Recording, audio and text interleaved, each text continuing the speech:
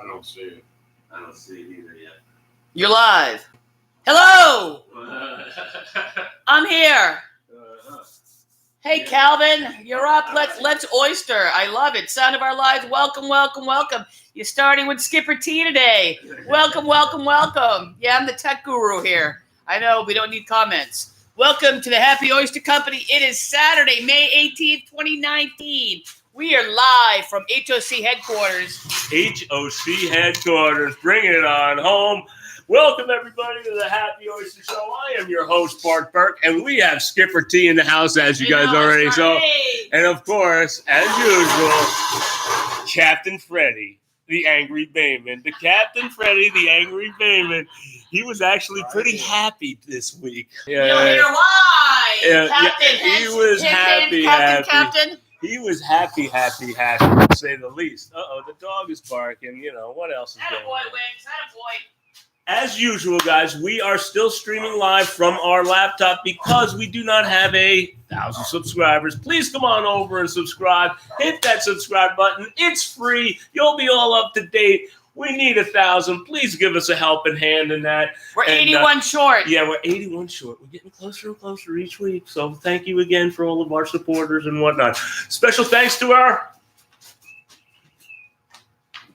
new sponsor, Netminder. Netminder products, biofouling, anti-biofouling paint. We've been putting it on our barrels. Give that a little turnaround. Show those barrels.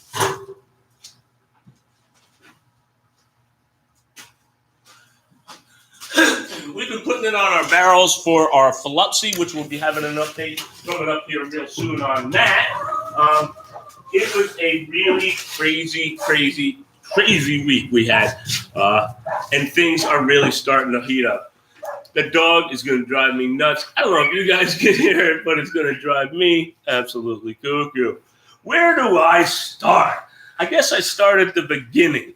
And the beginning is that we went on a field trip last week. Right after I got off the air with you guys last week, we had a day of recovery. And then Monday morning, 6 o'clock in the morning, we got on the ferry and went over, and we were going to see our friends, our new friends, up in the Darling Marine Center. Invited us up. I'll get into that in half a second. And we also combined it with a little bit of pleasure. Come on over to our Instagram. I documented a little bit of it. And special shout out to my buddy, Will Post. Will Post is on a quest up in Maine to eradicate the brown-tail moth. And I am out here giving all of the support to Will Post and Will Post's family. Will is a fourth grader.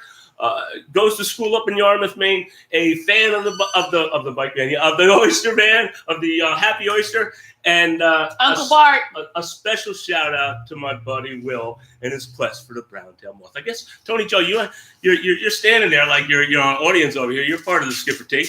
The brown-tail moth. You can explain a little bit about the brown-tail moth up in Maine. It's an invasive species mid-coast affecting the trees in the community where our friends move. My favorite Will in the world, his mom Mary and Scott. And anyway, the brown-tail moth is overtaking these trees, making a mess, killing them. Basically, the brown-tail moth deforages a tree. It can do it like 2 times in one season, and the plant just can't handle it. So the plant dies over a period of time. It's a very slow, painful death to the poor trees out there. And they love oaks, and there are ways that we can beat them. And I say eradicate, that's an awful harsh word. But we want to definitely control them for sure. I don't know if they have any natural, I don't think they have any natural predators, which that's a whole nother ballgame. But anyway, you know what? We screwed it up, so let's try to fix it. Kind of like oysters and cleaning water, 50 gallons at a time per oyster. And let me add, we can fix this problem, guys. We can fix it. And they had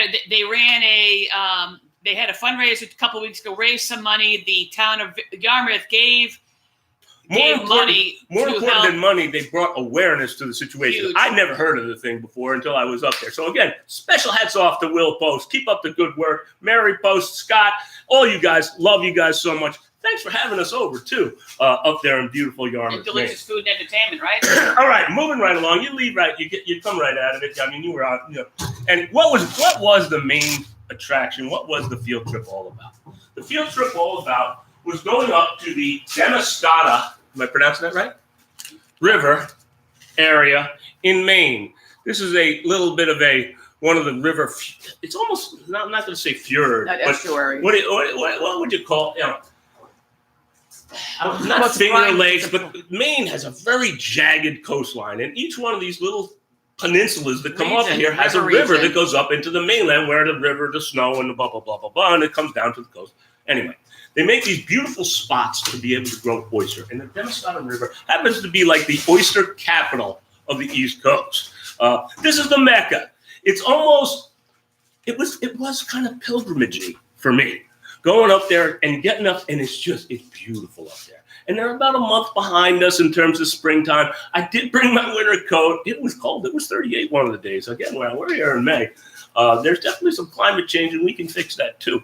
There's nothing we can't fix. There's nothing we can't do, guys, if we put our mind to it. Small steps at a time, all of us. But anyway, to get onto it a little bit longer and a little bit farther, we met some people up there that invited us up. We are being courted or whatever.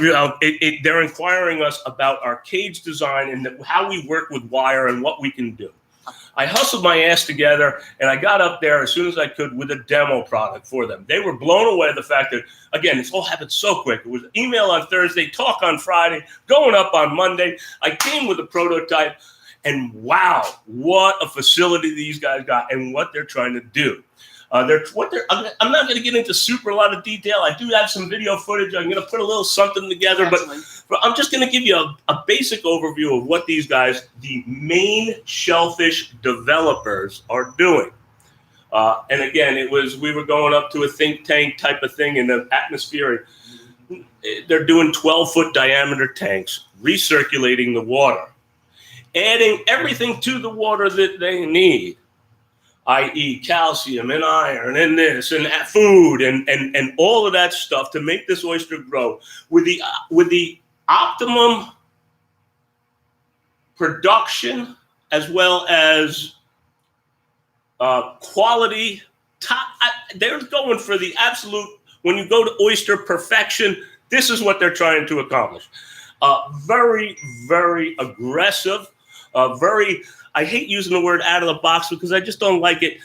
I don't, usually these types of people were never really in a box.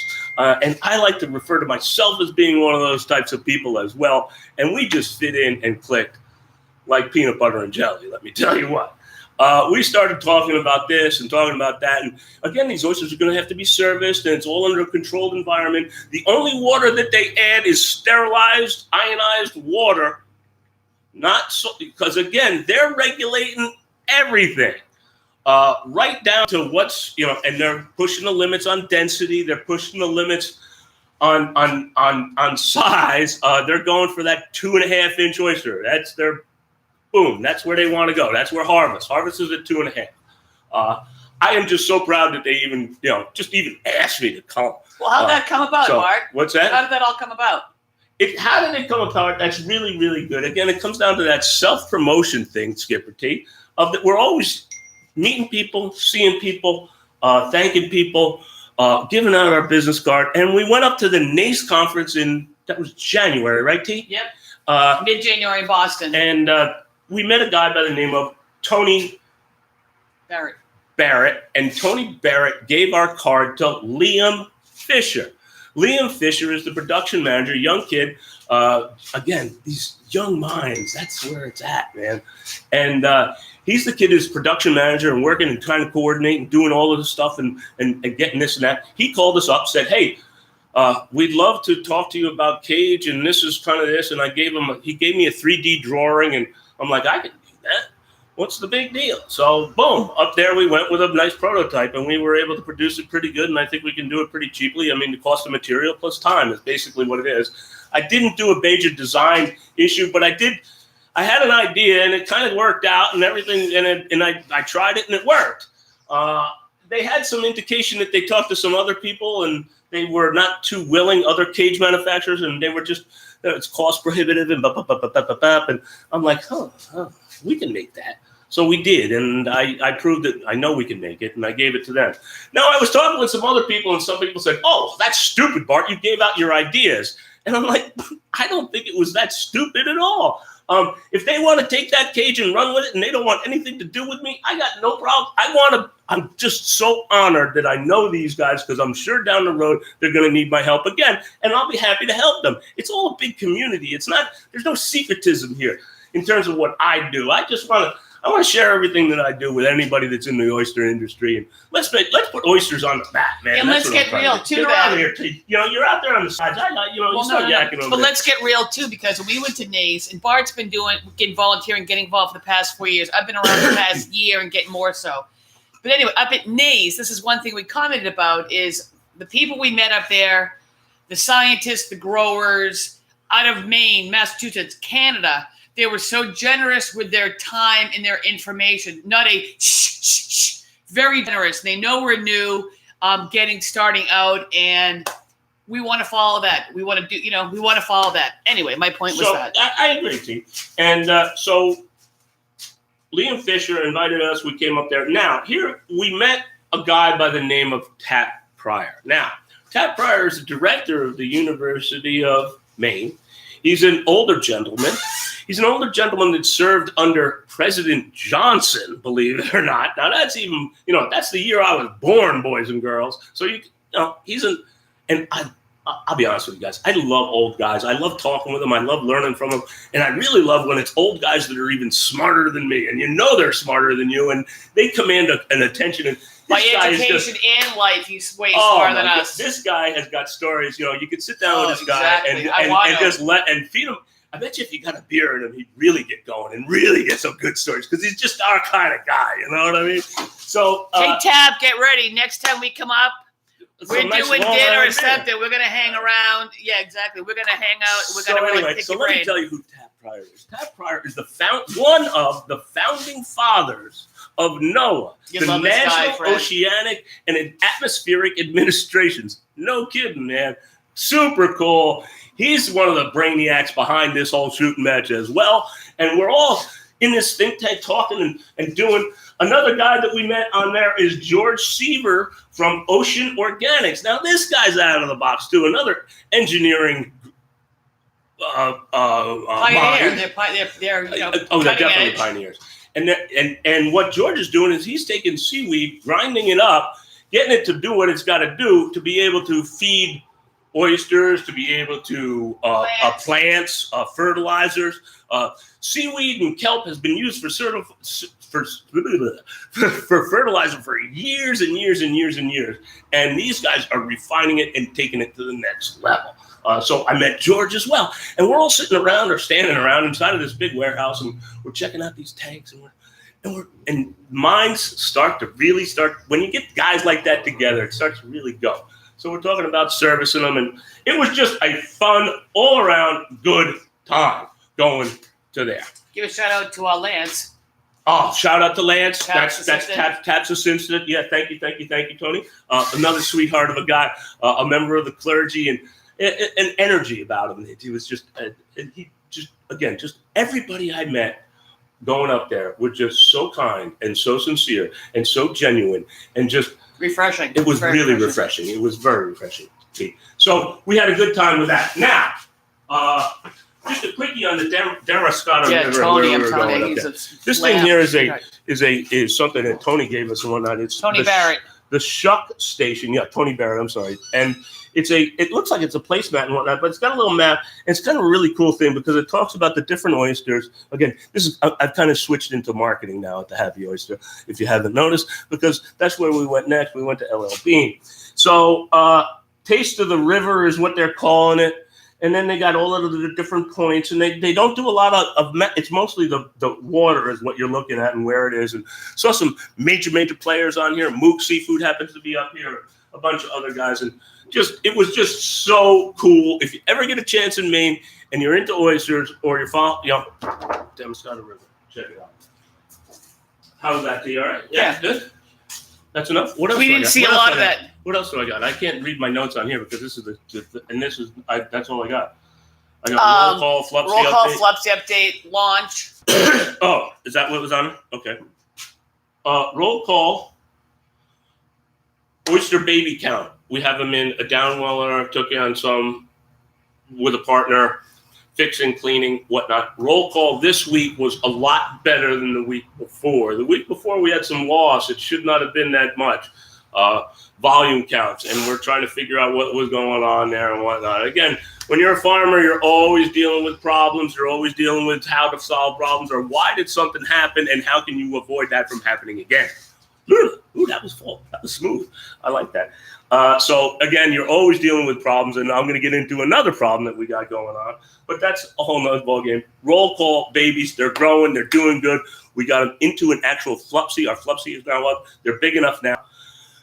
We put quite a few into FLUPSY, and they're approximately 3 millimeter-ish, maybe even a little bit more. They're retained. They are retained very nicely on a mesh that is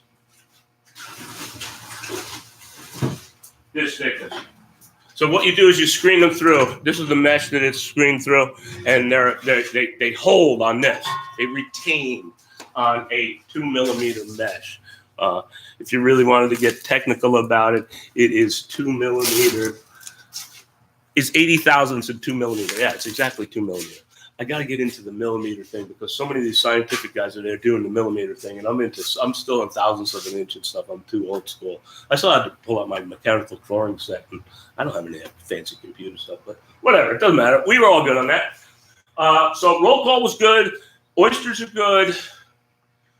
That leaves. Am I up to that already? How much time am I at? 16:40. We've got plenty of time. We've got time for Freddie's update on what we're about to tell you all about and how smooth it went. He could probably give us a story about Fred Scopinich too, I'm sure. Maybe he could give us a story about working in Freddie Scopinich's father or something. The boat is gone, as you can see. The boat went in the drink. Yeah, you guys put it in the drink. It sounds like putting the drink. It went in the drink without. Yeah. What? Just like magically? No. Yeah. So the boat went in the drink, and it went in the drink really smooth, and you can see the live action over on our Instagram.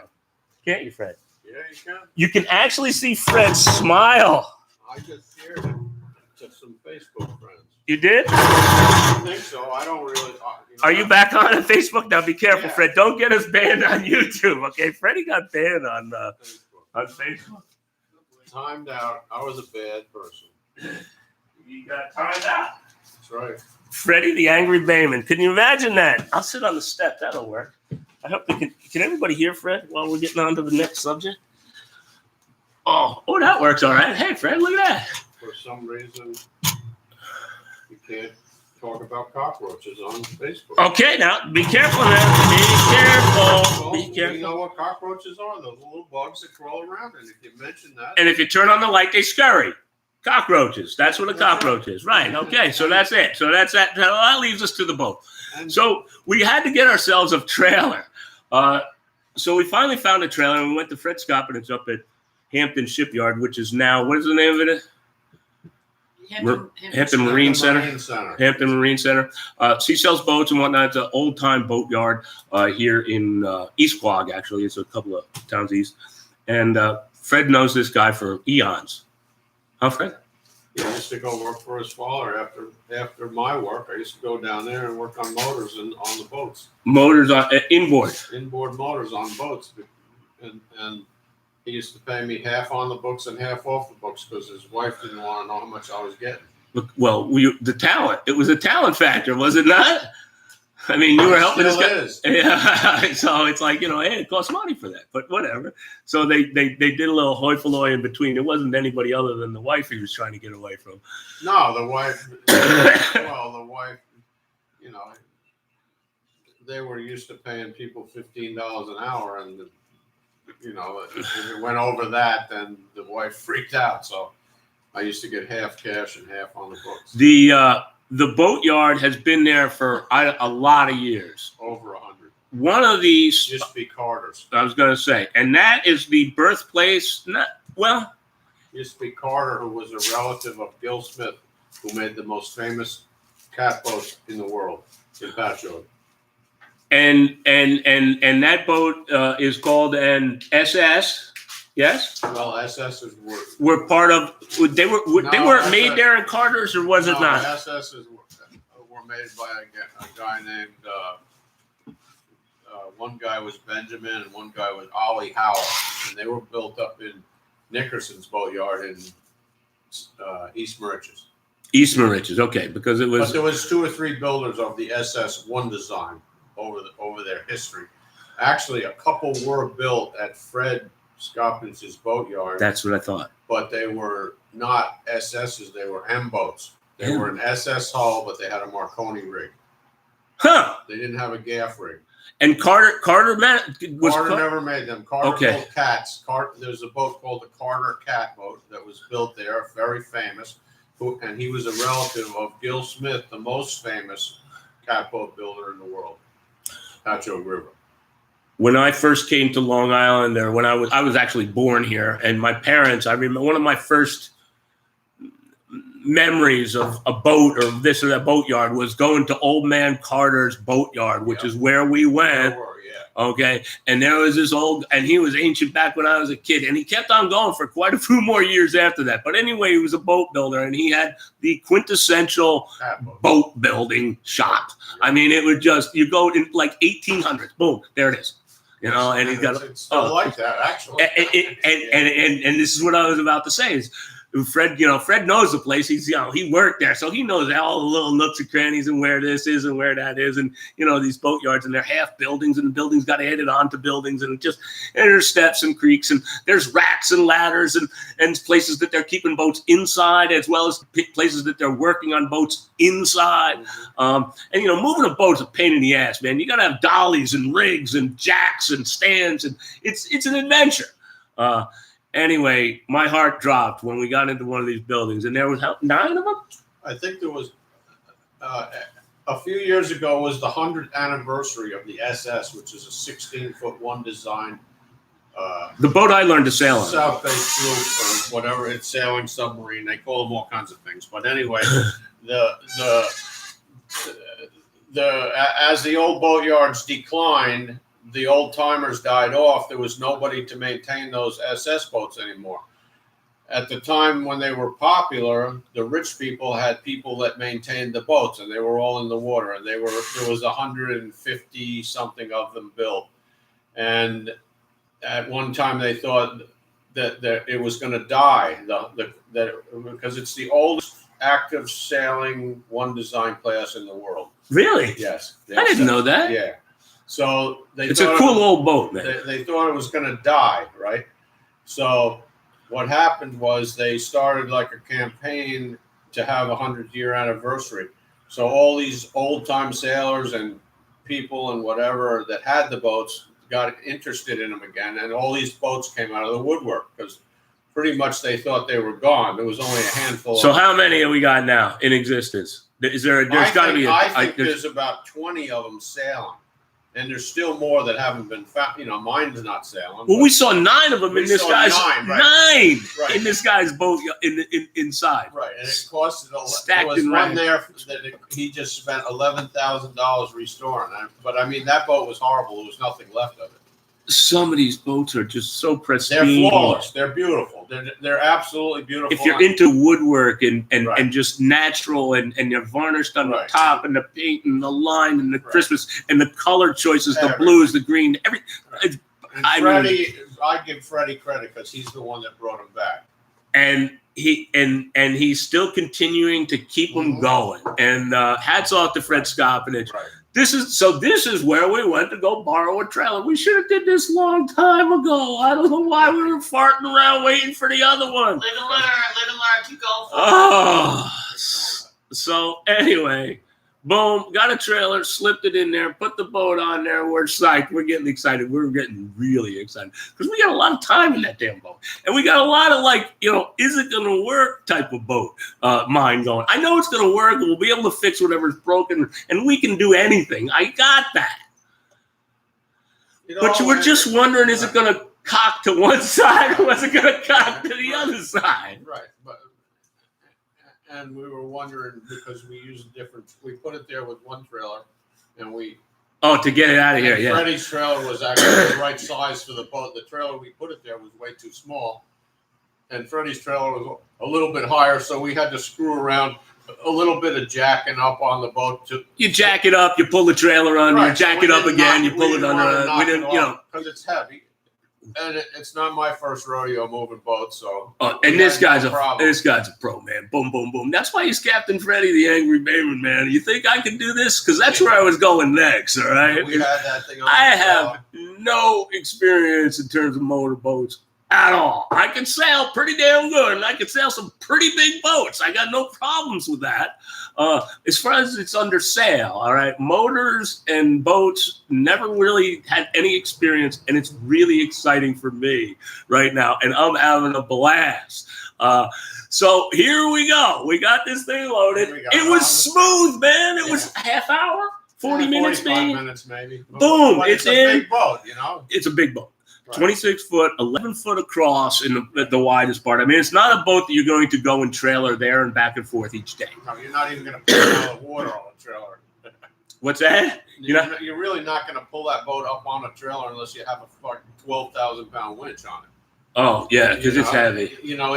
That's a boat that gets hauled in the shipyard and set on the trailer. So we'll worry about that after the year's up or whatever. Maybe we'll light it on fire and just let it off a Viking funeral. We'll insure it. We'll make it disappear. So anyway, here we go. It's all on Instagram, guys. 100% uncut, unfinished. I was excited. Our Instagram is a little bit R-rated. I'm sorry, I let out an F-bomb. But I was so excited to just made the trick, and it sat. It docked itself. It docked itself. It was like, come on, guys. It was waving. What the hell's the hold up? Right. Let's go. When it came off the trailer, it docked itself. It was perfect, man. The thing just slipped right in there. It's sitting so nice and float. It's not leaning to one side or the other. Yeah. There's no need for ballast. Nope. Everything is looking good, Freddie. Get that trailer the hell out of here. Go park that thing. Come on. Let's go for a ride. And then it doesn't run. Here we go. It ran when it was in the yard, guys. Beautiful. Hit the trigger. Ethanol blows. Nothing. Nothing. Oh, shit. Ethanol. Take the cover off. Do this. Do that. Let's see. Do we got spark? What's this? Do we got fuel? Again, not our first rodeo. Basics, engine, machinery, fuel, air, spark. I mean, all of these things, it's pretty, the basics. What is wrong? Fuel is what we came to that conclusion ethanol. Pretty damn quick that ethanol it was fuel. Is what's wrong. That the ethanol ate something up of rubber for sitting for a year. That's what happened, and we almost confirmed it this morning because John Roggenbein, who's a Mercury mechanic, was at the dock and he's working on another boat that's exactly the same problem. So. We have direction on where to go now, so yeah. So that's kind of where we're at here for after the show. Again, if we were able to stream live on the phone with 1,000 subscribers, we'd be showing you what's going might on. Be actually streaming it live on the boat. Yep. Now the boat is in the drink. Yep. Okay. I need subscribers, guys. Please hit us up with a thumbs up. We're coming close to the end of it. I was worried that we might not have enough. We might be too much or too little content or whatever today. We only need 81, right? 81. We need 81, man. I gotta put it on. We're gonna be going crazy when we get 81. Yeah, the gas is okay. We put on brand new gas. Yeah. Calvin's bringing up some old stuff business. About old business in regards to the auction that you went to, Fred. We got a little time. If we got any other questions, the auction was awesome. I went up to the auction. I went in my Suburban. I had my sleeping bag and my dog, and I got up to the auction on Friday. And I walked around it's like a 20-acre field that was completely filled with stuff, and there was Oh, everything, anything you can imagine was there. Antique flywheel motors, Model T parts. How many acres tractors. again? 20 something? 20 acres in rows, in rows. Unbelievable building material. Was it like a state fair grounds or something? Hudson Or? Valley Antique Power Association annual Mother's Day auction. How many young people are in these antique power associations that Not you too go many. to? What's going to happen here in 20 years, It's Fred? gonna die off, just like my friend Dieter who died Sunday. Rest in peace, Dieter. Rest in peace, Dieter. So anyway, I walked the auction till I was like shot. My knees were shot. And how much was that? Half of it? No, I walked pretty much all of it Okay. until it got dark. And then I went down Route 9 south a ways to the gas station that has like a little restaurant in it. I ate, and then I went back, and then I went to sleep. And it sucked because this place is in a rural setting, and there was no place where I could park my Suburban that was level enough so that when I was sleeping, I couldn't tell that I was on a slight angle. He's bitching the fact that he Right. had to sleep Crooked. No, crooked. So that was miserable. But anyway, got up in the morning, got out there. The auction was going. There was really nothing there that just jumped out at me. There was one big flywheel motor. Wait a minute, time out a minute. It's nothing that jumped out at him that he was interested in, okay? Because he's already got most of the shit that's there. I got five. I got five of everything that was there. We're going to do a field trip over to Freddy's. Yeah, ain't that the truth? So anyway, there was a big Canadian Monarch motor there that had a flywheel motor, antique flywheel motor. It was Canadian.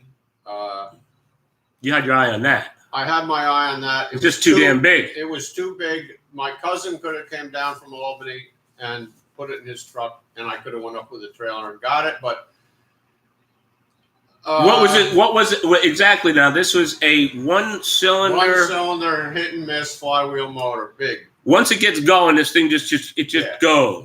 Big. And it would run what? A well, irrigation, a belt, machinery, anything on the farm, a buzzsaw, a wood cutting saw. Is this something that they would Big put motor. onto like a trailer that you could cart to whatever to maybe run whatever it might be? Right. Well, it probably sat on a wagon. So anyway. Just so make sure everybody understands. So everybody understands, right? So anyway, I looked around. There was a guy there. I can't remember his name, but he's with his son. He's a very heavy hitter. He buys if he sees something he wants, he buys it. It doesn't. Money is no object. So I seen him looking at the motor, and I just kind of walked away because the motor was worth $1,800 as it sat there. Running and restored, it might have been worth $5,000. And what year is this? 18?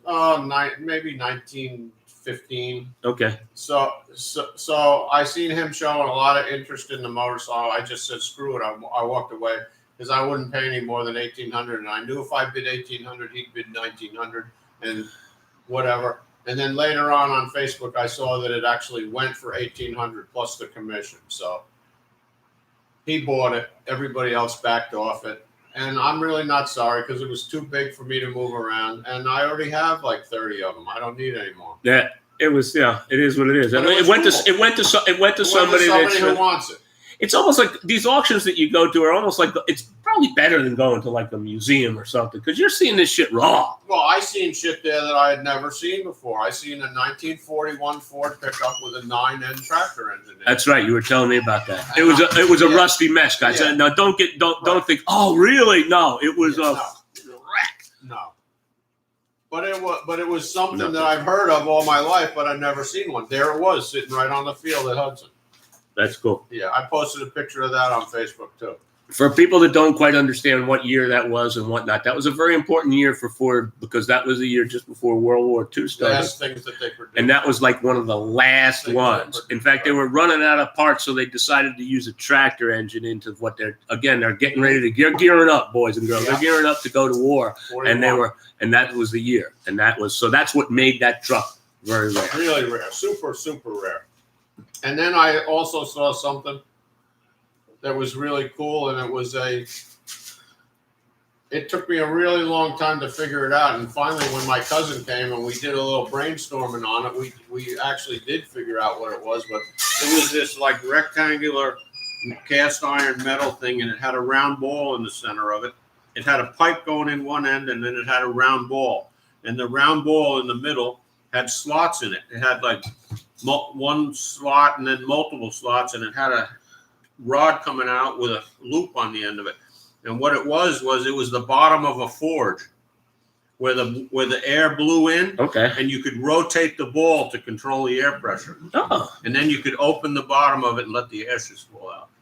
But it took us half an hour to figure it out what it was. You know, something I'd never seen before. That's cool. Yeah. That's cool. So it was interesting. I like to go. It's I picked up a magneto that I had rebuilt for one of my engines from Mark the Magneto guy, and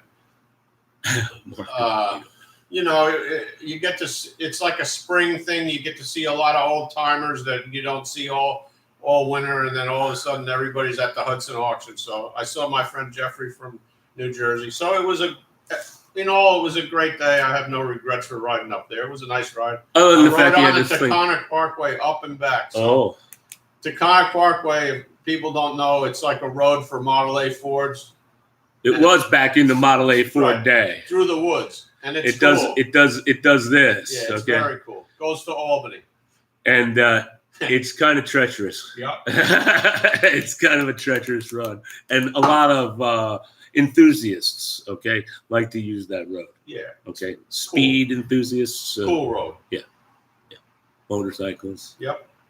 It's all woods. There's you don't see anything except the woods. Limited access, but the access is like right there. It's just there's no like on ramp. God help you if you have to cross this thing.